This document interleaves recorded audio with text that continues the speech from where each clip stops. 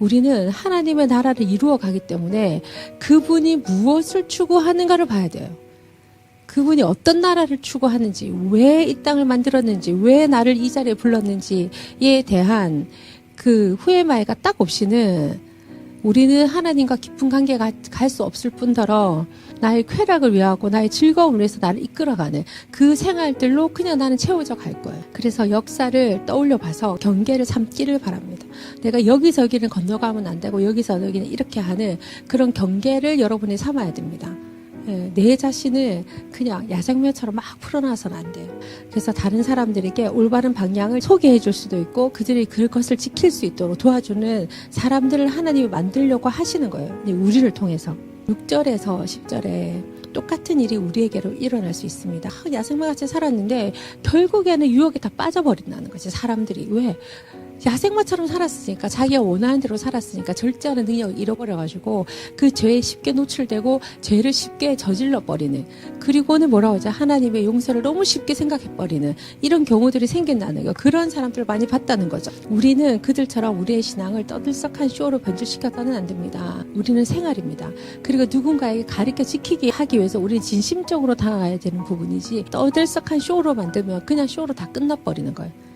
여러분은 이 땅에 하나님 주신 가르쳐 지키게 하는 그 제자도에 어쩔 때는 디모데가 돼야 되지만 여러분이 날수가 갈수록 바울의 사명을 감당해야 되는 것. 그리고 여러분이 디모데가 바울이 될 수 있도록 도와줘야 되는 겁니다. 그러면 여러분은 경건의 모양만 있는 게 아니라 경건의 능력도 갖춘 사람이 돼야 됩니다. 그래서 여러분의 삶이 실질적으로 여러분 삶에서 그 승리한 기록을 가지고 있어야 돼요. 승리한 기록.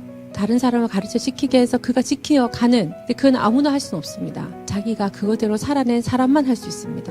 이게 되죠. 그리고 우리는 불평하면 안 된다 이런 얘기합니다. 지금 하나님이 내게 어려운 문제를 주죠. 어쩔 때는 쉬운 문제도 줍니다. 근데 어려운 일이 있을 때는 저에게 인내하는 것을 가리키는 시간입니다. 우리는 언제든지 그 어려움을 건너왔습니다. 하나에서 10까지 하나님이 하나하나 우리를 성장시키실 때 그때 거기에 아멘 해야 되는데, 하나님이 조금 고난을 주거나 내게 조금 고난스러운 사람을 탁 붙여가지고 나를 훈련하실 때 그걸 견디기가 어려운 거지. 저를 다른 데 좀 옮겨주시던지 저를 좀 편하게 해주셨으면 좋겠어요 하는 기도가 우리가 나와.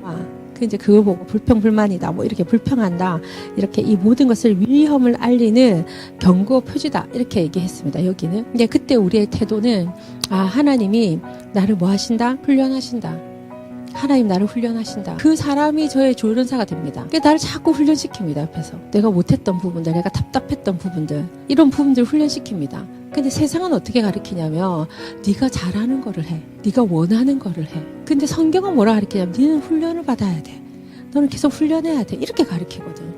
그러니까 하나님이 누구신지를 알아야 되고, 네가 어떤 역경에 딱 봉착했을 때, 아, 하나님이 나에게 훈련하시는구나 해서 하나님을 딱 쳐다보는 걸 원하는 거야. 근데 여러분이 지금 하고 있는 일들과 하고 있는 것들이 어쩌면 내 눈에는 좀 하찮게 보일지 모르고, 어쩌면 내 눈에는 그게 뭐가 될 수 있나 싶지도 모르지만은, 옳은 것을 선택했다면, 하나님의 것을 옳게 선택하고 그 길을 옳게 갔다면 여러분은 후회할 필요가 없습니다. 그럼 옳게 가는 길을 어떻게 선택하면 됩니까? 라고 물을 수 있습니다. 이제 하나님 우리에게 전부를 달라고 했는데, 여러분도 사실은 여러분의 인생의 전부를 줘야 됩니다. 나는 가고 싶은데 멈춰 하면 멈춰야 되고, 또 가만히 좀 쉬고 싶은데 가라 하면 가야 돼요. 그리고 모든 여러분의 마음에 저항감이 있을 거예요. 저항감이 딱 오면 뭐 해야 됩니까? 싸워서 반대로 행동해야 돼요. 그럴 때 여러분은 훨씬 성숙하게 될 거예요. 그래서 여러분은 한 면만 보고 이렇게 말할지도 모르겠습니다. 뭐든지 괜찮아. 하나님은 한없이 관대하시고 은혜로우시잖아. 그러니 우리가 무슨 일을 할 때마다 그것이 그분의 기준을 통과할지 일일이 따져보거나 조사하지 않아도 돼 라고 말입니다. 그러나 무사히 잘 빠져나가는 것이 핵심이 아닙니다. 무엇보다 우리가 노력을 기울여야 할 것은 다른 사람들이 제대로 살도록 돕는 일입니다. 이것을 행동의 근거로 삼으면 나머지는 상식선에서 해결됩니다. 내가 뭔가 선택하고 뭔가 할 때 이게 그분의 기준에 맞는가, 이걸 따져봐야 돼. 그리고 최종적으로 따져야 될 거 뭐냐, 다른 사람들이 제대로 살도록 돕는 일인가, 이게. 내 옆 사람한테 편하게 그들이 이 일을 잘할 수 있도록 그들을 내가 돕고 있는가 안 돕고 있는가, 거기서도 나의 기술을 전수하고 있는가 안 있는가, 그 사람들이 발전할 수 있도록 돕는가, 여러분 살펴봐야 되는 거예요.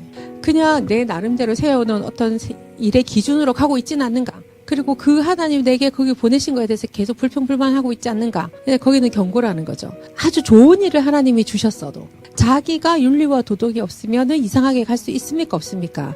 있어요. 그리고 다른 사람한테 유익하게 하는 것보다 자기 유익으로 다른 사람을 불편하게 할 수 있습니까? 없습니까? 있어요. 우리 그리스도인은 곳곳에 들어가야 되지만 그 곳곳에서 이 원칙을 반드시 지켜야 되는 거예요. 근데 사람들이 여러분 좀 불편하게 생각하잖아요. 만약에 그러면 빨리 돌아봐야 됩니다. 하나님 앞에. 하나님, 왜 저 사람들이 저를 불편하게 생각할까요? 사람들한테 어떤 언어로 내가 얘기하고 있는가 좀 돌아봐야 되고, 그리고 그 사람을 옳은 길로 인도하지 못하는 경우에 왜 나는 그럴까요? 하나님, 저는 하나님과 제 관계에 무슨 문제가 있는 것 같아요. 그리고 자꾸 마음에 불안한 마음이 생겨. 이게 내가 옳은 길인가 안 오르는 길인가, 내가 똑바로 주님을 보고 표대령해서 가고 있다면 염려, 근심할 필요가 없습니다. 그래서 여러분에게 지금 하나하나 일어나는 일들을 그냥 허투루 보내지 말고, 그거는 미래의 다 하나의 자산입니다. 또 하늘나라에 다 그겁니다. 그러니까 여러분이 그냥 지금 기분 나쁘다, 지금 기분 좋다, 이걸로 살지 말라고. 인생의 운명을 바꾸는 거는 한 번 한 번의 선택에 따라서 그 운명이 쉽게 갈 수 있어요. 하나님이 해놓은 거. 그때 뭘 선택해야 되느냐? 우리는 하나님의 뜻을 선택해야 돼. 하나님에게 뭘 요구하시는 일을 선택해야 돼. 아주 작은 일 하나라도. 그래서 베푸는데 우리가 열정을 다해야 돼. 베푸는데. 선택을 그렇게 한 사람에게는 그 선택을 하는 사람들이 같이 가게 돼 있습니다. 아니었던 사람도 그 모습을 보고 변하게 돼. 그래서 여러분들이 다른 사람을 해결해 주는 사람, 제대로 달도록 돕는 사람이 되기를 바래요. 33절 좀 보면은, 그러나 여러분의 자유를 지각 없이 행사하지 마십시오. 여러분은 자유를 얻은 사람인데 생각 없이 불평불만하고 생각 없이 이렇게 하고 매인 사람들이 하는 말과 습관을 따라하지 마. 그런데 현혹되지 마세요. 여러분은 이미 자유한 사람이니까. 또 반대로 자기 자유를 또 너무 자랑하는 사람들도 많아. 그래서 다른 사람의 마음을, 심장을 상하게 하는 일도 많습니다. 하나님이 자유하겠다 했다는 그 확신이 왜 없어? 그거는 여러분이 깊이 주님을 사랑하지 않기 때문에 그래요. 그래서 여러분한테 권하는 거는, 여러분의 그 자유에 대한 확신이 있으려면 하나님과의 깊은 사랑을 좀 빠져야 됩니다. 하나님과 깊은 사랑, 하나님의 사랑을 딱 느끼려면 그냥 앉아서 종교처럼 하지 말고 조금씩 그분한테 다가가세요. 조금씩. 그리고 그분을 간절히 찾으세요. 근데 그분이 좋아하는 일이 뭐예요? 다른 사람을 잘 되게 해주는 일, 다른 사람을 사랑하는 일, 그 사람의 마음들을 살피는 일, 나를 조금씩 내어놓는 일. 사람하고 사랑해도 내를 내놔야 되거든. 오늘 이 기준을 또 생각해야 돼. 내가 하고 있는 이 일이 정말로 하나님의 나라를 세우는데 어떤 일인가. 그리고 반드시 나는 다른 사람들을 잘되게 하는 그 일에 나는 헌신하고 있는가. 그래서 여러분에게 온 그 자유, 반드시 깊은 생각 가운데 그 자유를 여러분의 주위 사람들한테 풀어놔야 돼요. 내가 이 사람을 돕는 동기가 어디에 있는지를 확실하게 알아요. 그리고 내가 그 사람을 어느 정도 사랑하는지를 확신이 있어야 돼. 그래서 오늘 이 먹는 거 얘기에 대해서 이렇게 나옵니다. 이 시대에는 우상숭배했던 고기나 이런 것들을 이렇게 정육점을 했는데 팔았다는 거죠. 근데 거기에 대해서 기준만 우리가 있으면 모든 거는 상식선에서 끝난다는 거예요. 근데 우상의 재물을 우리가 안 먹는다가 원칙이에요. 그런데 누가 밥을 줬는데 굳이 캐물을 필요는 없다는 거지. 우리에게 일어나는 모든 죄들이 내가 굳이 팔 필요는 없어. 근데 그 사람이 이거 하면 죄가 돼요 이러면 우리는 어떻게 해야 돼요?